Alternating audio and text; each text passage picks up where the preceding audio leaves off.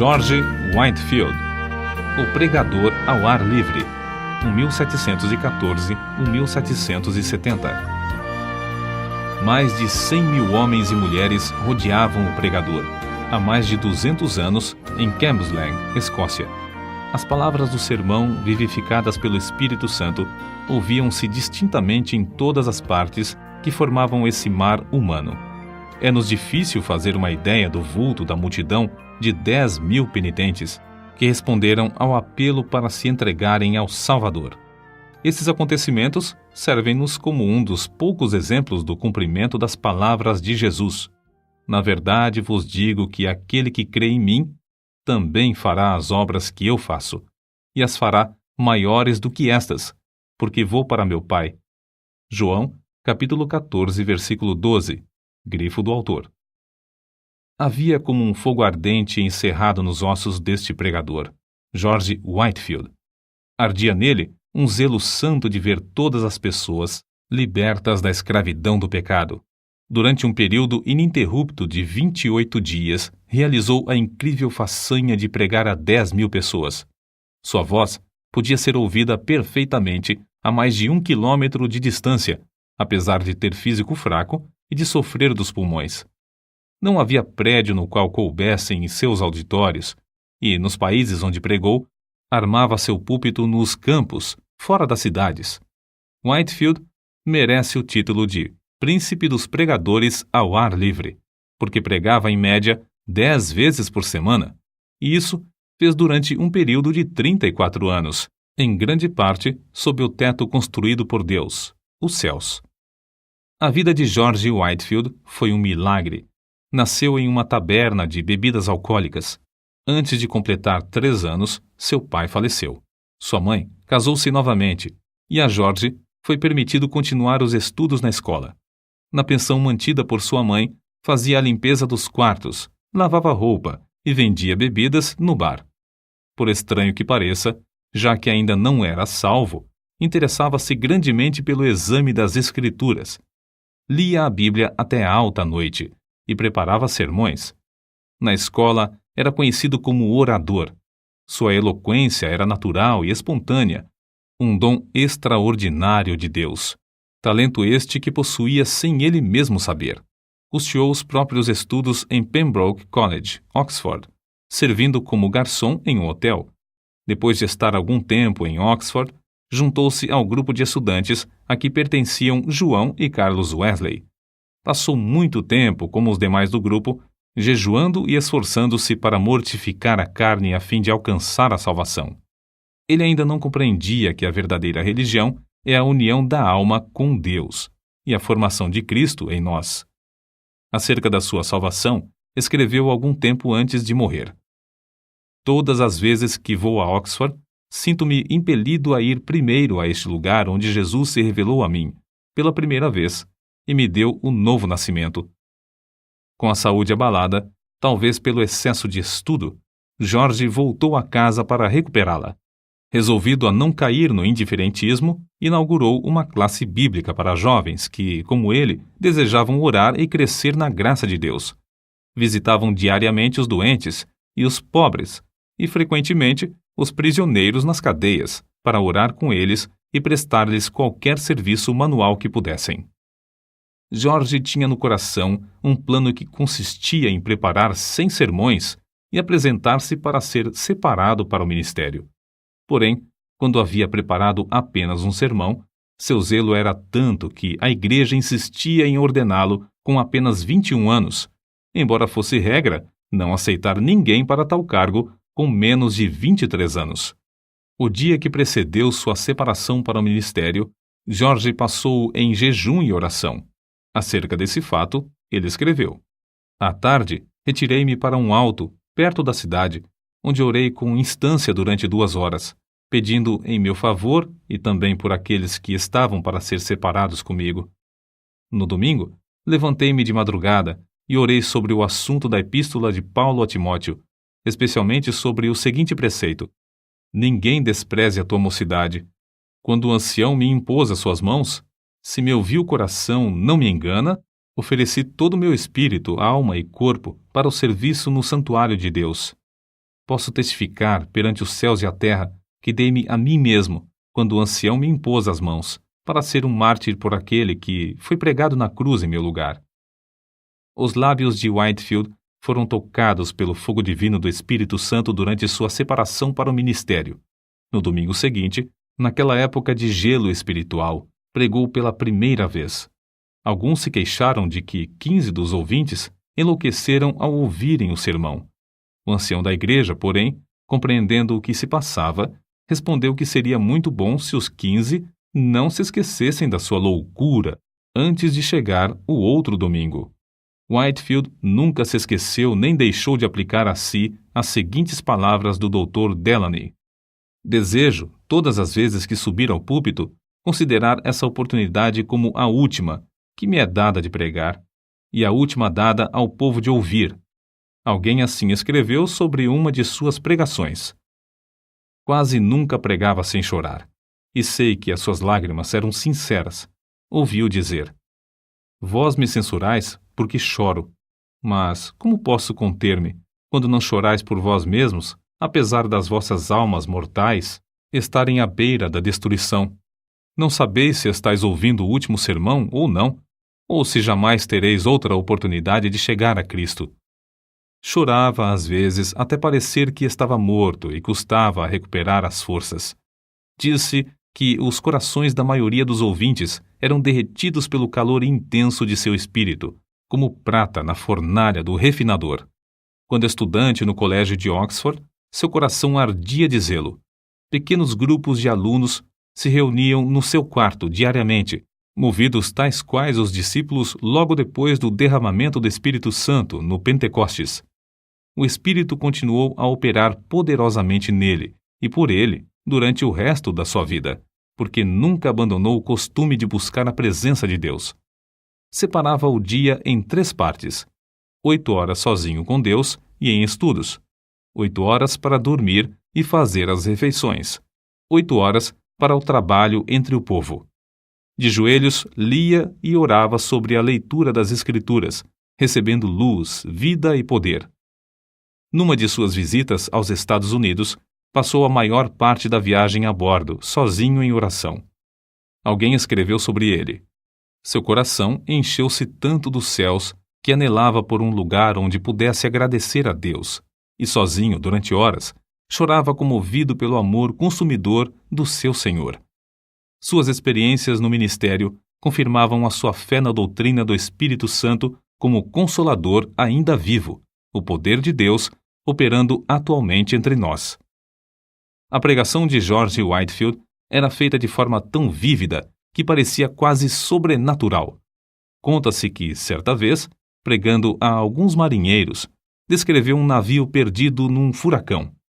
Tudo foi apresentado em manifestações tão reais que, quando chegou ao ponto de descrever o barco afundando, alguns marinheiros pularam dos assentos gritando: "As baleeiras! As baleeiras!" Em outro sermão, falou acerca de um cego andando na direção de um precipício desconhecido. A cena foi tão real que, quando o pregador chegou ao ponto de descrever a chegada do cego à beira do profundo abismo, o camareiro mor, Chesterfield, que assistia, deu um pulo gritando: "Meu Deus, ele desapareceu!" O segredo, porém, da grande colheita de almas salvas não era a sua maravilhosa voz nem a sua grande eloquência. Não era também o caso de que o povo tivesse o coração aberto para receber o Evangelho, uma vez que havia, na época, grande decadência espiritual entre os crentes. Também não foi por falta de oposição. Repetidas vezes, Whitefield pregou nos campos porque as igrejas fecharam-lhe as portas. Às vezes, nem os hotéis queriam aceitá-lo como hóspede. Em Basingstoke, foi agredido a pauladas. Em Staffordshire, atiraram-lhe torrões de terra. Em Moorfield, destruíram a mesa que lhe servia de púlpito e arremessaram contra ele o lixo da feira. Em Evesham, as autoridades, antes de seu sermão, ameaçaram prendê-lo se pregasse. Em Exeter, enquanto pregava para 10.000 pessoas, foi apedrejado de tal forma que pensou haver chegado para ele a hora, como o ensanguentado Estevão, de ser imediatamente chamado à presença do Mestre. Em outro lugar, Apedrejaram-no novamente até ficar coberto de sangue. Verdadeiramente levava no corpo até a morte as marcas de Jesus. O segredo de tais frutos na sua pregação era o seu amor para com Deus. Ainda muito novo, passava noites inteiras lendo a Bíblia, que muito amava. Depois de se converter, teve a primeira daquelas experiências de sentir-se arrebatado, ficando a sua alma inteiramente aberta, cheia, purificada, iluminada da glória e levada a sacrificar-se inteiramente ao seu Salvador. Desde então, nunca mais foi indiferente em servir a Deus, mas regozijava-se no alvo de trabalhar de toda a sua alma e de todas as suas forças, e de todo o seu entendimento. Só achava interesse nos cultos, tanto é que escreveu para sua mãe dizendo que nunca mais voltaria ao seu emprego. Consagrou a vida completamente a Cristo, e a manifestação exterior daquela vida nunca excedia a sua realidade interior. Portanto, nunca mostrou cansaço, nem diminuiu a marcha durante o resto de sua vida. Apesar de tudo, ele escreveu: "A minha alma era seca como o deserto. Sentia-me como encerrado dentro de uma armadura de ferro. Não podia ajoelhar-me sem estar tomado de grandes soluços e orava até ficar molhado de suor. Só Deus sabe quantas noites fiquei prostrado de cama, gemendo por causa do que sentia e ordenando, em nome de Jesus, que Satanás se apartasse de mim. Outras vezes, passei dias e semanas inteiras prostrados em terra, suplicando para ser liberto dos pensamentos diabólicos que me distraíam. Interesse próprio, rebelião, orgulho e inveja me atormentavam, um após outro, até que resolvi vencê-los ou morrer. Lutei até Deus me conceder vitória sobre eles." George Whitefield considerava-se um peregrino errante no mundo, procurando almas. Nasceu, criou-se e diplomou-se na Inglaterra. Atravessou o Atlântico 13 vezes. Visitou a Escócia 14 vezes. Foi ao país de Gales várias vezes. Visitou uma vez a Holanda. Passou 4 meses em Portugal. Nas Bermudas, ganhou muitas almas para Cristo, como nos demais lugares onde trabalhou. Acerca do que sentiu em uma das viagens à colônia da Geórgia, Whitefield escreveu: "Foram-me concedidas manifestações extraordinárias do alto. Cedo de manhã, ao meio-dia, ao anoitecer e à meia-noite, de fato durante o dia inteiro, o amado Jesus me visitava para renovar-me o coração. Se certas árvores perto de Stonehouse pudessem falar, contariam acerca da doce comunhão que eu e algumas almas amadas desfrutamos ali com Deus, sempre bendito. Às vezes, quando de passeio, a minha alma fazia tais incursões pelas regiões celestes, a qual parecia pronta a abandonar o corpo. Outras vezes, sentia-me tão vencido pela grandeza da majestade infinita de Deus que me prostrava em terra e entregava-lhe a alma, como um papel em branco para ele escrever nela o que desejasse. De uma noite nunca me esquecerei. Relampejava excessivamente. Eu pregara a muitas pessoas e algumas ficaram receosas de voltar a casa. Senti-me dirigido a acompanhá-las e aproveitar o ensejo para as animar a se prepararem para a vinda do Filho do Homem. Oh, que gozo senti na minha alma, depois de voltar enquanto alguns se levantavam das suas camas, assombrados pelos relâmpagos que andavam pelo chão e brilhavam de uma parte do céu até a outra. Eu, com mais um irmão, ficamos no campo adorando, orando, exultando ao nosso Deus e desejando a revelação de Jesus dos céus, uma chama de fogo. Como se pode esperar outra coisa a não ser que as multidões a quem Whitefield pregava fossem levadas a buscar a mesma presença? Na sua biografia, há um grande número de exemplos que bem ilustram tal fato. Oh, quantas lágrimas foram derramadas com forte clamor pelo amor do querido Senhor Jesus. Alguns desmaiavam e, quando recobravam as forças, ouviam e desmaiavam de novo. Outros gritavam como quem sente a ânsia da morte. E depois de findar o último discurso, eu mesmo senti-me tão vencido pelo amor de Deus que quase fiquei sem vida. Contudo, por fim, revivi. E depois de me alimentar um pouco, estava fortalecido bastante para viajar cerca de 30 quilômetros até Nottingham. No caminho, a alma alegrou-se cantando hinos. Chegamos quase à meia-noite. Depois de nos entregarmos a Deus em oração, deitamo-nos e descansamos na proteção do querido Senhor Jesus. Ó Senhor, jamais existiu amor como o teu. No dia seguinte, em Fog's Manor, a concorrência aos cultos foi tão grande como em Nottingham. O povo ficou tão quebrantado que, por todos os lados, vi pessoas banhadas em lágrimas. A palavra era mais cortante que espada de 2 gumes, e os gritos e gemidos alcançavam o coração mais endurecido. Alguns tinham semblantes pálidos como a palidez de morte, outros torciam as mãos, cheios de angústia.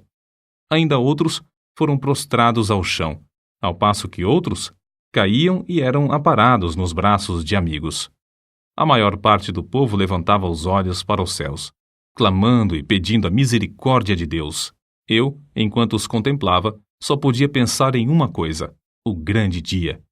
Pareciam pessoas acordadas pela última trombeta, saindo dos seus túmulos para o juízo. O poder da presença divina nos acompanhou até Basking Ridge, onde os arrependidos choravam e os salvos oravam lado a lado. O indiferentismo de muitos transformou-se em assombro, e o assombro, depois, em grande alegria. Alcançou indivíduos das mais diversas classes, idades e tipos de conduta. A embriaguez foi abandonada por aqueles que eram dominados por esse vício. Os que haviam praticado qualquer ato de injustiça foram tomados de remorso. Os que tinham furtado foram constrangidos a fazer restituição. Os vingativos pediram perdão. Os pastores ficaram ligados ao seu povo por um vínculo mais forte de compaixão. O culto familiar foi iniciado nos lares. Os homens foram levados a estudar a palavra de Deus e a ter comunhão com o Pai nos céus. Mas não foram somente nos países populosos que o povo afluiu para ouvi-lo. Nos Estados Unidos, quando eram ainda um país novo, ajuntaram-se grandes multidões dos que moravam longe uns dos outros nas florestas. O famoso Benjamin Franklin, no seu jornal, assim noticiou essas reuniões. Quinta-feira, o reverendo Whitefield partiu de nossa cidade acompanhado de 150 pessoas a cavalo, com destino a Chester, onde pregou a 7.000 ouvintes, mais ou menos. Sexta-feira, pregou 2 vezes em Williamstown, a quase 5.000. No sábado, em Newcastle, pregou a cerca de 2.500. E na tarde do mesmo dia, em Christiana Bridge, pregou a quase 3.000. No domingo, em White Clay Creek, pregou 2 vezes, descansando uma meia hora entre os sermões, a 8.000 pessoas, das quais cerca de 3.000 tinha vindo a cavalo. Choveu a maior parte do tempo, porém, todos se conservaram em pé, ao ar livre. Como Deus estendeu a sua mão para operar prodígios por meio de seu servo, vê-se no seguinte relato. Num estrado perante a multidão, depois de alguns momentos de oração em silêncio, Whitefield anunciou de maneira solene o texto. É ordenado aos homens que morram uma só vez, e depois disto vem o juízo. Depois de curto silêncio, ouviu-se um grito de horror, vindo de um lugar entre a multidão. Um pregador presente foi até o local da ocorrência para saber o que tinha acontecido. Logo voltou e disse: Irmão Whitefield, estamos entre os mortos e os que estão morrendo. Uma alma imortal foi chamada à eternidade. O anjo da destruição está passando sobre o auditório. Clame em alta voz e não cesse. Então, foi anunciado ao povo que um dentre a multidão havia morrido. Whitefield leu a segunda vez o mesmo texto. É ordenado aos homens que morram uma só vez. Do local onde a senhora Huntington estava em pé, veio outro grito agudo. De novo, um tremor de horror. Passou por toda a multidão quando anunciaram que outra pessoa havia morrido. Whitefield, porém, em vez de ficar tomado de pânico, como os demais, suplicou graça ao ajudador invisível e começou, com eloquência tremenda, a prevenir os impenitentes do perigo. Não devemos concluir, contudo, que ele era ou sempre solene ou sempre veemente. Nunca houve quem experimentasse mais formas de pregar do que ele. Apesar de sua grande obra, não se pode acusar Whitefield de procurar fama ou riquezas terrestres. Sentia fome e sede da simplicidade e sinceridade divinas. Dominava todos os seus interesses e os transformava para a glória do reino do seu Senhor. Não ajuntou ao redor de si os seus convertidos para formar outra denominação, como alguns esperavam. Não, apenas dava todo o seu ser, mas queria mais línguas, mais corpos, mais almas a usar para o Senhor Jesus. A maior parte de suas viagens à América do Norte foram feitas em prol do orfanato que fundara na colônia da Geórgia. Vivia na pobreza e esforçava-se para granjear o necessário para o orfanato. Amava os órfãos ternamente, escrevendo-lhes cartas e dirigindo-se a cada um pelo nome. Para muitas dessas crianças, ele era o único pai, o único meio de elas terem o sustento. Fez uma grande parte da sua obra evangelística entre os órfãos e quase todos permaneceram crentes fiéis, sendo que um bom número deles tornaram-se ministros do Evangelho. Whitefield não era de físico robusto.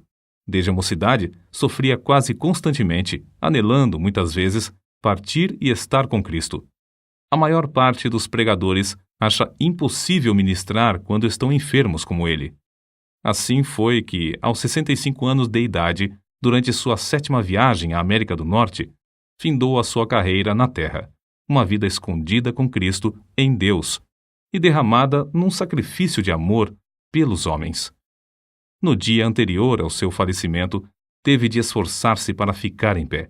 Porém, ao levantar-se em Exeter, perante um auditório demasiado grande para caber em qualquer prédio, o poder de Deus veio sobre ele.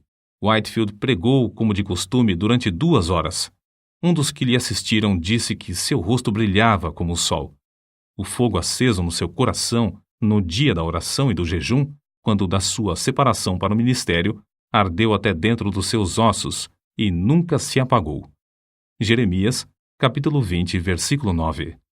Certo homem eminente dissera a Whitefield: "Não espero que Deus chame o irmão breve para o lar eterno, mas, quando isso acontecer, regozijar-me-ei ao ouvir o seu testemunho." O pregador respondeu: "Então ficará desapontado, morrerei calado. A vontade de Deus é dar-me tantos ensejos para testificar dele durante minha vida, que não me serão dados outros na hora da morte." E sua morte ocorreu como predissera. Depois do sermão, em Exeter, foi a Newburyport para passar a noite na casa do pastor. Ao subir para o quarto de dormir, virou-se na escada e, com a vela na mão, proferiu uma curta mensagem aos amigos que ali estavam e insistiam em que pregasse. Às 2 horas da madrugada, acordou. Faltava-lhe o fôlego. Pronunciou para o seu companheiro as suas últimas palavras na terra: "Estou morrendo." No seu enterro, os sinos das igrejas de Newburyport dobraram e as bandeiras ficaram a meia haste. Ministros de toda a parte vieram assistir aos funerais. Milhares de pessoas não conseguiram chegar perto da porta da igreja por causa da imensa multidão. Conforme seu pedido, foi enterrado sob o púlpito da igreja. Se quisermos ter os mesmos frutos, ver milhares salvos, como George Whitefield os teve, temos de seguir o seu exemplo de oração e dedicação. Alguém pensa que é tarefa demais? Que diria George Whitefield agora, junto aos que levou a Cristo, se lhe fizéssemos essa pergunta?